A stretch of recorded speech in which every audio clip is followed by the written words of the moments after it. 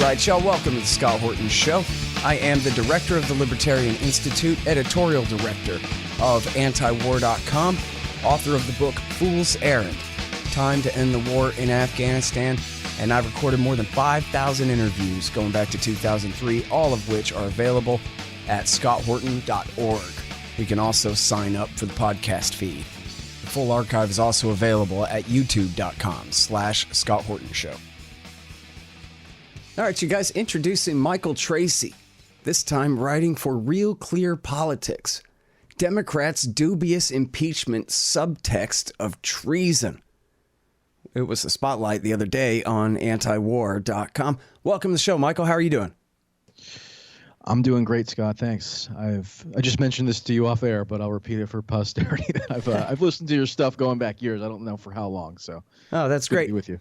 Yeah, really happy to hear that. I was going to say that I've been meaning to have you on the show. I've been reading your articles for quite a few years now myself, and for some reason I've never gotten the occasion to have you on, but really happy to have you on about this one here. And you know what? I think you said it best right in the article, something about how nobody read this thing. I sure didn't. The 658-page report by the House Judiciary Committee underlying their whole impeachment case against President Trump. And I've just not taken the thing seriously at all, so I haven't done the work, but you really found some important stuff in there. Yeah, I mean, this is a critical document, and it's shocking to me. Well, maybe not shocking, but it's galling to me how few people in the media or in the political class appear to have bothered to read it. As I mentioned in the article, this report was put out less than 72 hours before the impeachment vote took place. And so, most Republicans had already decided they were never going to vote for it. Most Democrats had decided they were going to vote in favor of it under any circumstances. So almost nobody really took the time to look at this report, but there's some pretty ominous stuff in there. And I think the most significant is what I sort of delineate in this article, which is that it makes clear in the report that they phrase the wording of the first impeachment article, which is to do with abuse of power, in such a way as to insinuate or imply that they are impeaching Trump on the basis of committing treason. Now, they don't use the word treason explicitly in the impeachment articles, but they define their terms. So in that first article, it accuses Trump of, quote, betraying the nation. And then if you look at this supplementary report put out, again, by the House Judiciary Committee, it defines betraying the nation as treason. So if you follow any of this impeachment melodrama, I don't blame you at all if you don't follow it, but one of the points of contention is that there are no specific criminal offenses alleged in the impeachment articles. And the Democrats claim they did this because they wanted to group together a variety of offenses under this rubric of abuse of power. So they're saying, as Gerald Nadler did during the trial, that all the elements of, for example, bribery have been established and they were enveloped into this abuse of power offense. And the same goes for treason, although they're not as explicit about it. You have to really read this document to get a full understanding. And so once you acknowledge or you recognize that what they did was, in effect, accuse Trump of treason, you have to sort of suss out what the implications of that are. Because if somebody commits treason, what they've done, at least per the traditional and even statutory understanding of treason, is that they've given aid and comfort to the enemy. And the enemy, or the alleged enemy that Trump has given aid and comfort to over the course of this impeachment saga, is Russia. Because they're saying that by withholding military aid to Ukraine, which was never actually really withheld, by the way, it was a future dispersal of military aid that was temporarily withheld. And so as the Democrats' own impeachment witnesses, George Kent and William Taylor, clarified, the flow of military aid to Ukraine never was interrupted. And I'm not in favor of military aid to Ukraine in the first place, but it's worth getting the facts straight that the aid never stopped. But the Democrats allege that in withholding these temporary aid dispersals, Trump empowered or emboldened Russia. And if you take what they're saying in their impeachment report seriously, they're accusing Trump of committing treason at the behest of Russia. So now what does that do? It means that regardless of how this trial ultimately turns out, and we're hearing that there's going to be an acquittal vote acquittal or impeachment or a conviction vote tonight, potentially. May drag out for a couple more days. It's yet to be seen. But regardless, the damage was already done on December 18th when the House voted to approve these impeachment articles, because that alone sets a precedent, irrespective of whether Trump is convicted or acquitted, because it's only the third impeachment ever in U.S. history and the only impeachment that was ever centered on U.S. foreign policy. The only impeachment in our entire history where foreign policy was a core factor. And so what the impeachment articles really do is that they embed into the very fabric of American governance this idea that we're in essentially a permanent state of war with Russia, and that taking actions which somehow could be portrayed as benefiting or helping Russia could be construed as treasonous. And so the long-term ramifications of this are pretty dire, and it's just amazing to me that so few, whether on the Democratic, Republican side, or anywhere in between, have been calling attention to these, I think, pretty salient details. What the Republicans do when they're rebutting the Democratic case is they brag about how hawkish Trump is on Russia, which is true. Trump and the neocons and hawks surrounding him have implemented a variety of policies that are incredibly antagonistic toward Russia, whether it's attempting to overthrow Russia's chief ally in the Western Hemisphere, Venezuela, or bombing Russia's client state in the Middle East, Syria, or ripping up the INF Treaty, which was intended to reduce the nuclear stockpiles of both countries. Trump has reneged on his campaign pledge in 2016 to seek better relations with Russia or achieve some form of détente, and he hasn't done that. But the Republicans, for the most part, are happy about that. They brag about it. And the Democrats have no standing to challenge Trump for reneging on that promise because they're putting forth their own version of hawkish arguments to advance their impeachment case. That, Trump is allowing Russian aggression to go unchecked. He is in the pocket of Putin. We've heard this endlessly time and time again, whether it was over the course of the Russiagate saga, which ostensibly you would have thought would have ended when the Mueller report came out, but of course it didn't.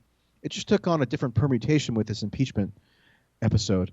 And you even have people like Adam Schiff constantly invoking the legacy or the specter of Mueller over the course of this trial, basically saying that part of the motivation for this trial was to seek revenge for Robert Mueller, whose full fantasies in holding Trump, quote unquote, accountable for inviting supposedly election interference in 2016.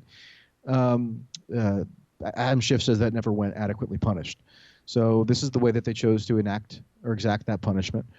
And it means that now we have, as part of the fabric of American governance, again, probably for the rest of time, as melodramatic as that might sound, some very militaristic and new Cold War premises that for the most part have gone unexamined, but are now going to dictate for the foreseeable future, for potentially as long as the U.S. remains a republic with a constitutional order, how future government officials behave vis-a-vis Russia and more broadly.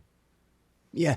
You know what? I'm a little optimistic about that because this seems to me to be such a sham that I'm counting on enough of a backlash, and hate to say it, but from Republican and Democratic Party royalists who absolutely worship the presidency and put them so far above the law in every other case except for this guy that I think, and also the Democrats, the last time they were in power, they were afraid to arm the Ukrainians that they had put in power when they supported the coup of 2014, that Joe Biden, in fact, had been an integral part of, according to Victoria Nuland, in putting the whole thing together.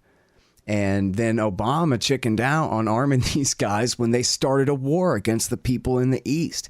And that's, a big part of this, as you're talking about all these baked in premises, a big part of it is just this, not just the false narrative about who started it and that kind of thing, but even that Ukraine is at war with Russia at all, where the Ukrainians are at war with other Ukrainians. And at worst, the Russians have sent some deniable special operations forces across the border to help at certain times. But even though they claimed so in 2014 over and over again, there never was a Russian invasion. There never was infantry cross the border. And when the people of eastern Ukraine asked to join the Russian Federation, Putin told them no. So this whole thing about Russian aggression itself, the whole, narrative is bogus. But anyway, point being that once the Democrats get in there, say it's Elizabeth Warren or, I don't know, God forbid, Joe Biden, I don't know, even he might back down because, the war is coming to an end. Actually, now, they're negotiating. They're trying to not fight right as the Americans are trying to put all these weapons right in their hands. Yeah, and it's in their interest to sort of foster this perception that there is this really extreme hot war going on because it sort of serves their respective partisan interests. So, for example, over and over again over the course of this impeachment trial, you hear Democrats blaming Trump for somehow being personally responsible for the deaths of Ukrainian military personnel because for a roughly 2-month time period over the summer of 2019, these temporary dispersals of military aid were withheld. But again, that aid never stopped flowing to Ukraine, even during that particular time period. But they're trying to create this fantasyland version of what transpired that said Trump betrayed these loyal Ukrainian soldiers and caused their deaths by enabling Russian aggression to persist. And of course, that furthers the narrative that Democrats have been going with since before he even assumed office, that Trump is compromised by Putin, and he's always secretly trying to advance the ambitions of Putin, whether through his rhetoric or through his policy.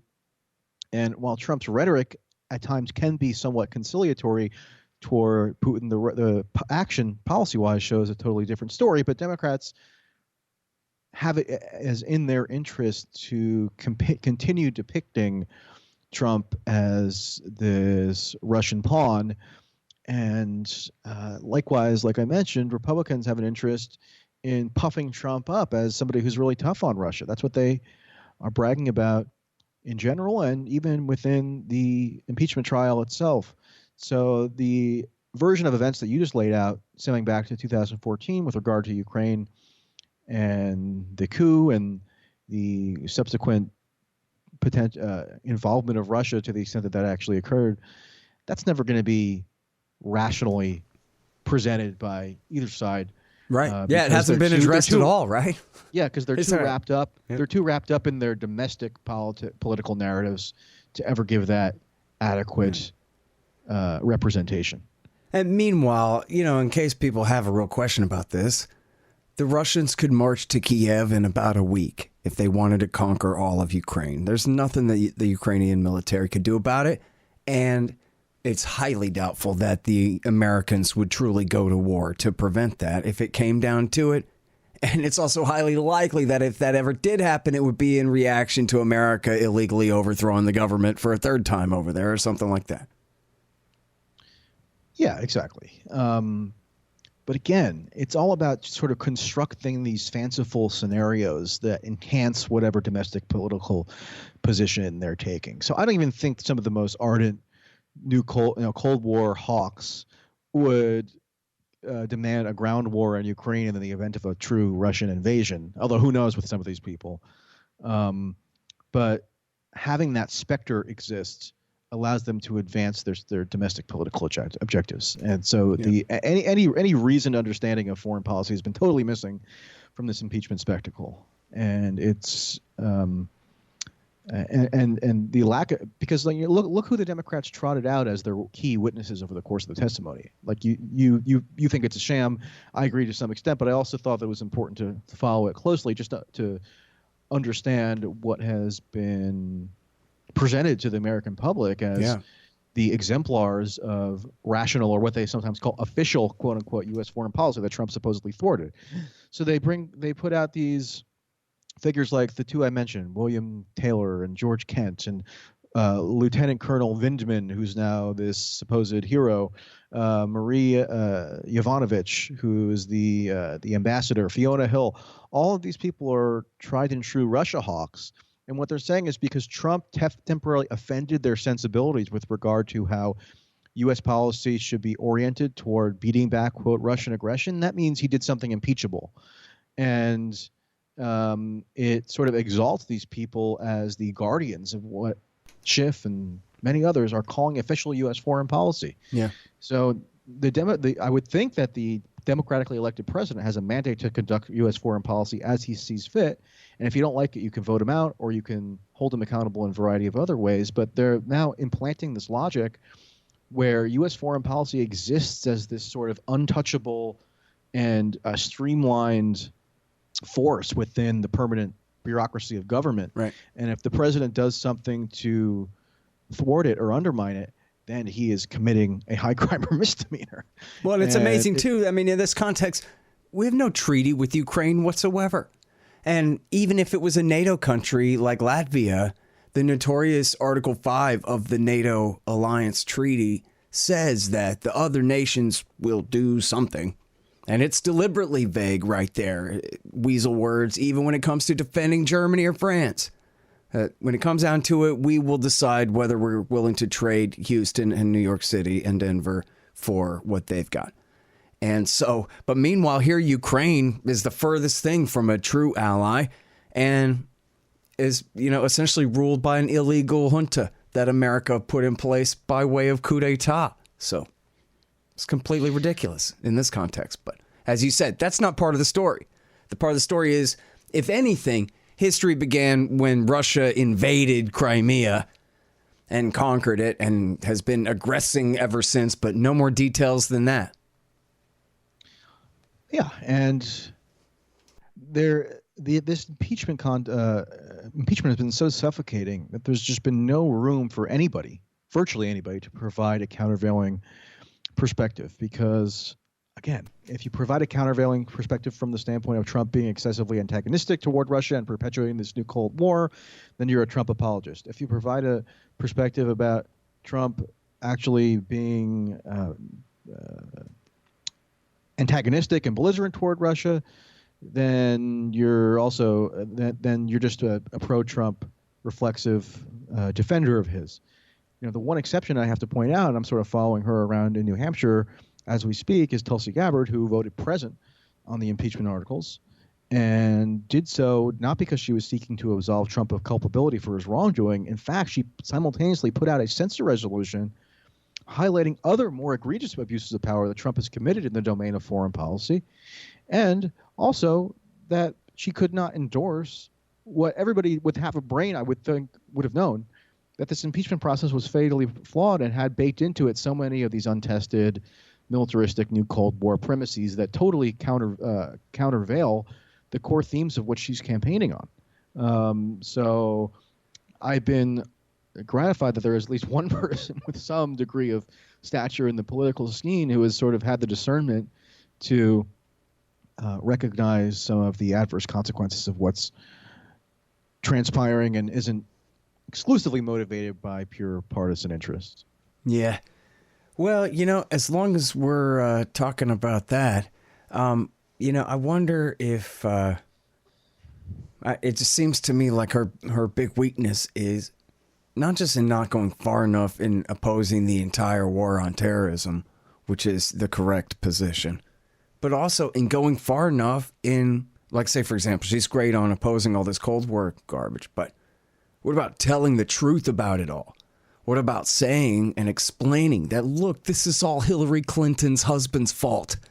Him and George Bush and Barack Obama, who expanded NATO, who overthrew 8 or 10 governments of countries that were friendly with Russia in any way in all the color-coded revolutions, who sided with Al-Qaeda in Syria for 6 years. And now they want to cry that the Russians are aggressing when they pulled their army back behind the Ural Mountains. They used to rule all of Eastern Europe.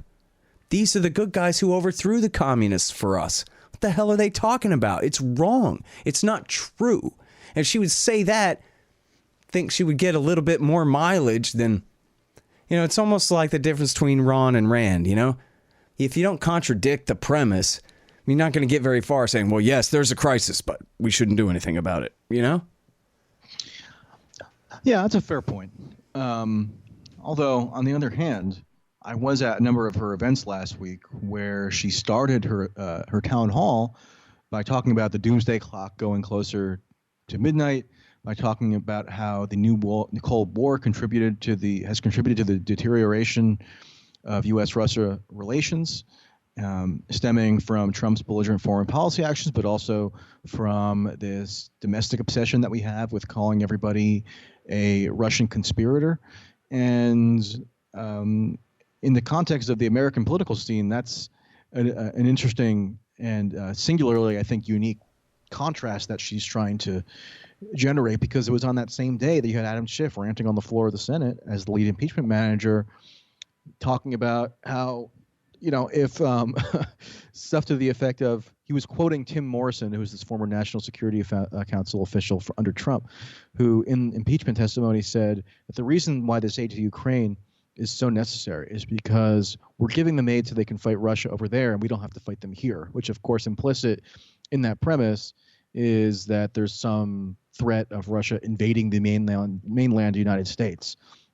So when you compare her area of focus to that of the almost entirety of the Democratic Party, it is striking. And there are times when I also wish you would maybe delve a little bit further into some of those details, but I think her instincts are roughly on target. And she already gets so much consternation from the media that I think getting into the minute details of NATO expansion might not be totally advantageous, although I wouldn't put it past her to well, yeah, it's not a matter of dwelling on the details, though, but it's a matter of challenging the whole narrative that they're based on. This is the Chomsky propaganda model, is you can fight like hell over an agreed upon premise of which side are you on about that. But it's much more difficult, or for them, they won't tolerate it. But a presidential candidate has a unique opportunity to say, actually, the premise of your question is wrong. It's like this. And she's smart enough, too. She can say these things with authority when she really knows what she's talking about, like when she disputes on whose side over there in Syria and Iraq and stuff like that. So, no, I think you're right about that. And but over the course of the campaign, I followed her very closely. I've been in New Hampshire for now the past month and went to pretty much all of her events, and she has gotten more incisive and cogent in her critique of U.S. foreign policy. Well, and I'm really looking forward to the others dropping out as they start losing in Iowa, New Hampshire, and this and that, and all the different Cory Bookers are sort of out of the way, and it becomes, a fewer man race, including her and Sanders and Biden and whoever stays in there, I guess Warren, whatever, and hopefully, with a little bit of less fewer opponents, she'll have more opportunity to really make some good points. Yeah, like for example, last night she did an event in Portsmouth, right? And somebody brought up this fake Israel peace plan that Kushner and Trump just put out. And she said that the U.S. needs to be neutral between Israel and Palestine. Now, it's one thing to say that you need to be neutral, and it's another to actually implement it. And of course, you have to remain a little skeptical that was ever going to be followed through on, given the institutional constraints that almost always encourage U.S. presidents to be partial, let's say, to Israel. But even saying that she would want neutrality there is sort of a big step. And she said she condemns. She used the words imperialism to describe the permanent political class in D.C., which is always hawkish, whether it's the humanitarian interventionists or the neocons or now some of like the MAGA nationalists who love assassinating foreign officials. And so I have noticed I have observed her rhetoric becoming sharper and more incisive on these matters. Although again, there's always room for improvement, right? I mean, Ron Paul is sort of a voice in the wilderness, and as a matter of fact, he said that Tulsi Gabbard is the one candidate that he finds tolerable on foreign policy in particular, which I thought was somewhat significant, given that Ron Paul overperformed in 2012 in the Republican primary. He came in second place to Romney. So if some of those voters transition to Tulsi, I think she could maybe exceed expectations in the state. I actually, at her event last night, I believe that he was the state director for Ron Paul in 2012 in New Hampshire. He just kind of came to the event just to check it out. So maybe it's an omen that some of those people are gonna go her way, and it'll be a little bit of a surprise when the primary comes in a week. Yeah. Well, I sure would like to see, a little bit of an upset there and for the American people, for the American voters to prioritize this, that look, if I got to choose among the 4 or 5 of them, I guess she's best on the war. So that's what really matters. Right. And, and she's the only Democrat, or really the only politician again, with any national stature, who's challenged core tenets of this new Cold War narrative, whether it's taken the form of the Russiagate with Russian interference and Mueller, and now its ugly stepsister, the impeachment saga. She's the only one who's really challenged it in a way that I find rational. And so that's part of the reason why I've been motivated to extend her a little bit more focus than I might other candidates, just because we need somebody who's challenging this stuff. Otherwise, it's just going to engulf the American political system, which it already has, but it's just going to continue for the indefinite future. And there are so many adverse side effects of that, as evidenced by the impeachment articles, which, once more, I'll reiterate, ratified into the very fabric of U.S. governance that the U.S. is effectively in a permanent state of war with Russia. I mean, think about that. Yeah, well, and especially on the Democratic left, where people tend to lean anti-interventionist usually anyway, but this is a huge short circuit in that. It's sort of like putting Barack Obama's smiling face on the invasion of Libya. Yeah, I mean, and maybe people will say, oh, this is sham and doesn't create a precedent, but, you know, it will create a precedent. I mean, there's no way that it could not. And so you have to have somebody who has some foresight and is able to look below the surface of some of these prevailing narratives and understand the deleterious consequences of what's now been instantiated into the makeup of our government. And she's the only one doing it.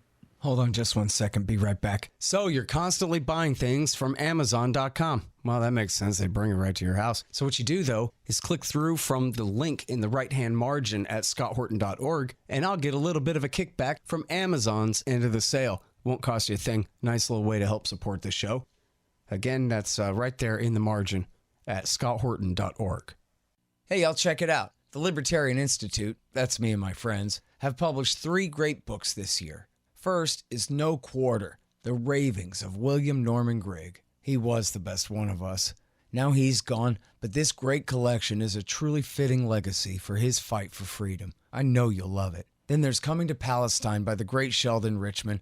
It's a collection of 40 important essays he's written over the years about the truth behind the Israel-Palestine conflict.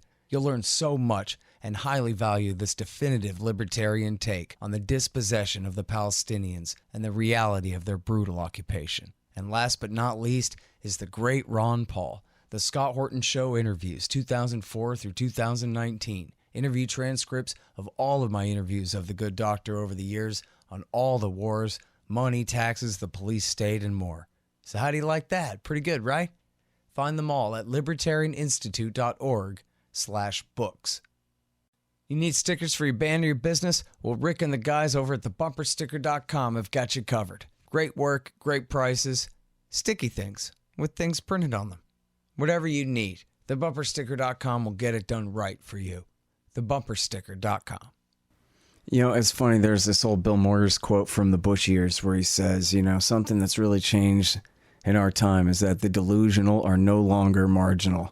And they were always there, but now they're ruling the place. And I don't know if that's really true. I mean, you look at some of the wars that got us into before on some bogus excuses and theories back then. But it is, to me, it's a pretty rough equivalent between the weapons of mass destruction and all of the George Bush dead-enders on that. I mean, I still get emails from people's right-wing Uncle Bob talking about how they did too find those WMDs over there and this kind of thing. And the liberals really are the same way with this Russiagate stuff. And in fact, it's almost more comparable to QAnon or one of these more ridiculous kind of Obama from Kenya, secret Muslim terrorist infiltrator, usurper, kind of just on reality. But once you've bought into that stuff, it's pretty hard to break out. And, you know, it's one of the reasons I quit Twitter was just everything was getting so dumbed down. But whenever I look at it, that's the first thing I see. No matter what the comment is, the comment below that is a liberal saying, "You're a Russian." You know, on everything. I mean, if I had a ruble for every time I've been accused of being a pawn of Putin, I'd be, I don't know if I'd be rich, but yeah. What's a ruble trading for these days? Not much, but still. Yeah, I'd at least be able to stay in some nicer hotels here in New Hampshire. Yeah. But you know, it's yeah, I mean, the Russia stuff, which again began during the 2016 campaign and never really subsided, has become so psychologically instilled into the minds of the media and the Democratic political class that they were never going to be able to give it up. And they were just going to keep lurching for different outlets to give expression to their basic angst on this whole Russia situation regarding Trump being, allegedly compromised. And I agree that the parallel should be to the weapons of mass destruction. I think the scale of the media failure on this is in a way worse than the weapons of mass destruction because it's so unified. Yep. And the only at least you had some dissenters that were around during 2003, but a lot of those people now, because their hatred of Trump is just so extreme, their judgment got totally clouded by that, and they ended up either mindlessly or mindfully, in some cases, getting on board with this really destructive new Cold War narrative that has sort of reshaped how U.S.-Russia relations are going to exist going forward. And with the doomsday clock going closer to midnight, you have Mikhail Gorbachev constantly going on TV and writing columns warning that we're on this intractable collision course toward nuclear war. I mean, it's potentially cataclysmic. I generally consider myself as roughly on the left, but a lot of those people don't like me now because I've been a pretty consistent critic of this insanity for years, and they think that means I'm somehow a Trump apologist, when really it was the opposite. I always thought that Trump, if he's going to be opposed, needs to be opposed on rational grounds. And this ground is totally irrational and, in fact, incentivizes some of his worst instincts. Mm-hmm. And, Daniel Lazar was pointing out on the show that actually Adam Schiff is one of the worst Democratic hawks in the House, that he supported Iraq War II in defiance of Nancy Pelosi, who led at least the majority of House Democrats then to oppose Iraq War II, not him. And he supported Libya, all the intervention in Syria, and in Yemen, too, explicitly. I guess voted against the War Powers resolutions and has said that, I guess as long as Obama started it, it's all good. And so this is the one thing out of all of them that he really could be impeached and removed and prosecuted for breaking the law in persecuting, continuing to perpetuate the war in Yemen, which he could turn off like a light switch. I mean, they call it the Saudi-led war, but America is the empire and Saudi is our satellite state, our client state. And, they came to Obama for permission and help to do it in the first place. And it's been like that ever since. And not only was it never authorized, but both houses of Congress invoked the War Powers resolution to demand an end to it. And he pretended to have the authority to veto that and tell them no and continue the war. And it's a war based on a strategy of a deliberate siege starvation campaign against the civilian population, which is in violation of several American laws enforcing several American treaties. And look who's in charge of prosecuting him is a guy who thinks that, well, at least he's committing genocide in Yemen. I will give him credit for that. But he's just too close to this Putin character, Yeah. Back in 2017, shortly after Trump took office, I was in Los Angeles, and I went to one of Adam Schiff's town halls. This is before he was as prominent a figure as he is now. And it's a bad thing, I think, that he's so prominent now, but most people weren't aware of him back then. And the point of his town hall that night was supposed to be about kind of rallying support or galvanizing opposition to the Trump travel ban. And what ended up happening is that the people in attendance almost ignored the travel ban issue and were just screaming about Russia and the need to impeach Trump over Russian interference.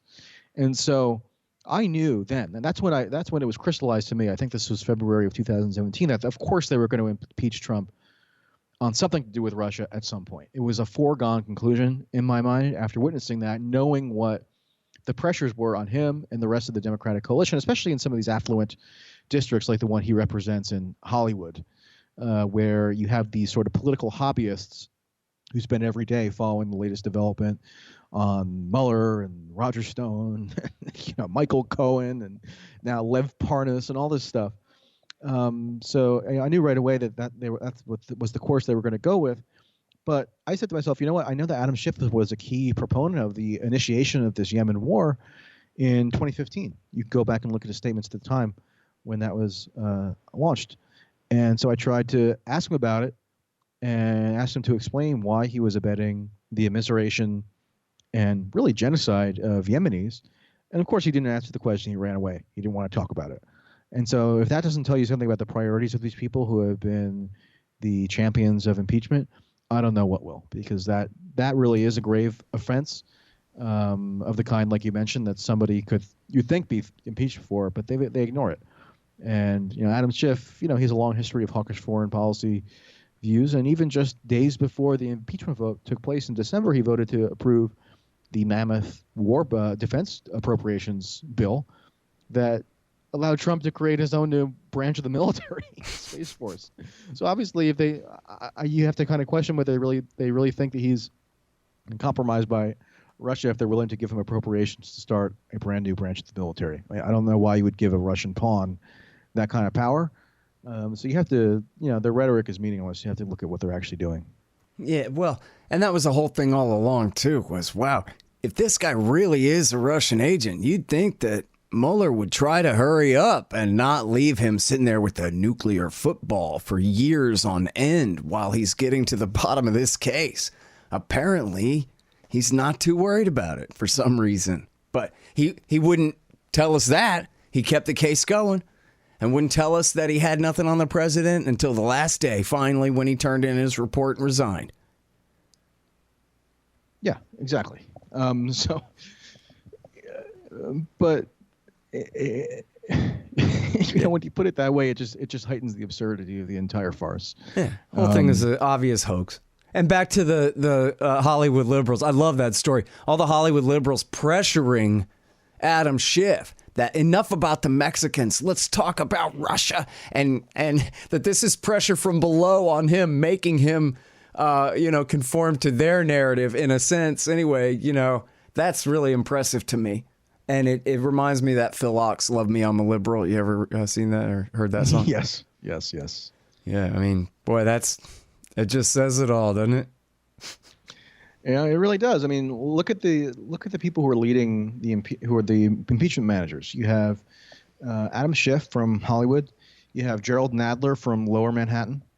You have Hakeem Jeffries, also from New York City. You have, those are pretty much the main people, and it's not a shock that they represent these affluent liberal districts, where people can afford to be less concerned about their material well-being than they are about watching the latest installment of Rachel Maddow for updates on, what Lev Parnas is up to on a given day, right? I mean, they're political hobbyists. Yeah. And their opposition to Trump has always been out of aversion to his characterological features, and that's the fact that they find him vulgar and they find him not a good steward of the American war state. They don't have any problems with the war state itself, just as with the guy who's at its helm. Mm-hmm. Well, now, so I know you like Tulsi, but you got any predictions to make about the Democratic race here as we go into Iowa and all this stuff coming up? Yeah, I mean, it should be interesting. I mean, we have to wait to find out if they're going to finish up this trial today or if it's going to extend for a couple more days. I'm seeing conflicting reports about that, but it would be pretty amazing. It's almost like the way I've kind of put it is it seems like U.S. politics fan fiction to say that some of the leading presidential candidates who are senators are going to be holed up physically in D.C. on the day of the caucus, so they can't go to Iowa. I mean, come on, that's insane. It sounds like somebody who writes like Harry Potter fan fiction just applying their same analysis to U.S. politics or something. Anyway, I think Bernie's obviously all the polls show that he's gone up pretty substantially in the past couple weeks. But the idiosyncrasies of Iowa make it so that it's hard to predict. I mean, an extremely last-minute shift in public opinion could really have a dispositive impact. I don't know if you remember, but in 2012, Rick Santorum ended up winning the Republican Iowa caucus. Well, they claimed he did. It was really Ron, they admitted later, but yeah. Yeah, Ron Paul won the delegates, right? But at least it was announced that by quote-unquote popular vote or whatever, Rick Santorum won. Well, whatever. But the point is, like, he only became viable in the very, very late stages of that race. So you have fluctuations in voter sentiment that I think are going to continue until the last minute. And because of the whole issue with second choice voting in the caucus, it's hard to predict with much certainty what is going to happen. I think if I had to bet, I would say that Bernie's going to win, but who's to say? And he's way ahead in New Hampshire too. He's substantially ahead, yeah. But again, I think back to 2008 when I was also here in New Hampshire, and pretty much every poll showed Obama thumping Hillary in the New Hampshire primary because he had just come off a win in Iowa, and Hillary ended up eking it out by 3.2 points, if I'm remembering the margin. So primaries are pretty unpredictable, and you have a lot of volatility up until the very end. Here in New Hampshire, I'm sort of taken aback at how many people I talk to who are undecided. Well, who do you think has the best chance to beat Trump? Of the candidates now, I would think Bernie, for sure. Just because he expands the electorate in ways that definitely a Warren would not, even a Biden would not. I think Trump is actually pretty vulnerable, notwithstanding this allegedly good economy. Just because I don't know that he's really expanded his base much since 2016, and his margins of victory in the key states in the Midwest are pretty fragile. So just getting, for example, black voter turnout up in Milwaukee and Philadelphia could be enough to swing the election.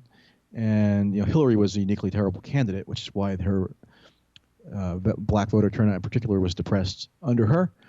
And Trump gave in to Paul Ryan over the course of his first 2 years in office when they had unified Republican government. And obviously that's not a popular agenda, which partially explains why Democrats took back the House in 2018. So, I think, most of the candidates would probably stand a pretty good chance against Trump. I think with the exception of probably Pete and Warren. But if I had to pick one who would be best, it would be Bernie, just because he really can, I think, to some extent, awaken working class consciousness, and to put it in a Marxist way, in a way that's going to broaden his electorate. And I think, if Tulsi were to be, for example, picked as VP, Trump would have no idea how to contend with her. I don't think there's a playbook on how you run against Tulsi Gabbard, because of her military background, because of her unwillingness to indulge in sort of culture war theatrics and play along with like the Carnival Roadshow of a Trump. So that to me would be a winning ticket, but we'll see.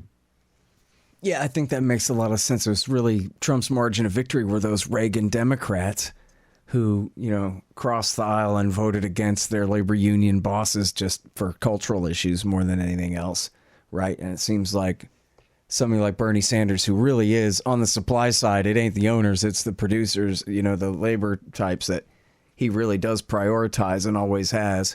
And that seems like that would probably be the best way for the Democratic Party to win those voters back as far as that goes. And then the rest of them too, well, including him, I don't know. They all have a lot of problems, not least of which is his age. But then, neither of us should even begin to describe all the baggage that the rest of these candidates carry. They seem to be a uniquely weak bunch. I agree with you that he probably has the best chance out of all of them, but even that seems like kind of a stretch. It might be. There are a couple states that I could see being a problem for Bernie. Like, I think he'll struggle to remain in contention in Virginia, which has trended Democratic since 2008, where you have more affluent Democrats concentrated in Northern Virginia, who I think would have problems countenancing him. Florida, I think, would be a little bit of a tough one for Bernie. But, you got to take a gamble on somebody, right? So I think the gamble. I'm voting Libertarian. Yeah. Yeah. Well, there you go. There are a lot of libertarians, like I mentioned, a lot of libertarians seem like they are pretty taken with Tulsi here in New Hampshire, even though they might not be totally on board philosophically with some of her domestic propositions, but just as a matter of what she emphasizes. It's similar to Ron Paul, where you would always have sort of a subsection of like anti-war lefty peacenik types who seem to gravitate toward him just purely on foreign policy grounds. Yeah. So this is sort of an interesting continuation of that dynamic. Right. Yeah. Well, and that's really good to hear. And it helps, set a good example as well about what should be everybody's first priority. It's not your own tax rate.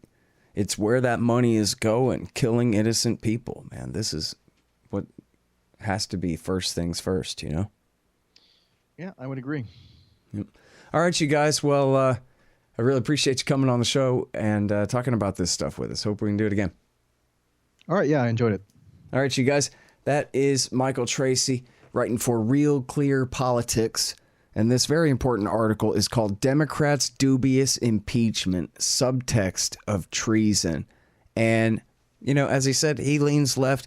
I think this is a really good one to show your left-wing friends maybe who are buying into this stuff. There's a lot more at stake here than just punishing the bad orange man or whatever kind of thing. So check that out, realclearpolitics.com. The Scott Horton Show, Anti-War Radio, can be heard on KPFK 90.7 FM in LA, APSradio.com, antiwar.com, scotthorton.org, and libertarianinstitute.org.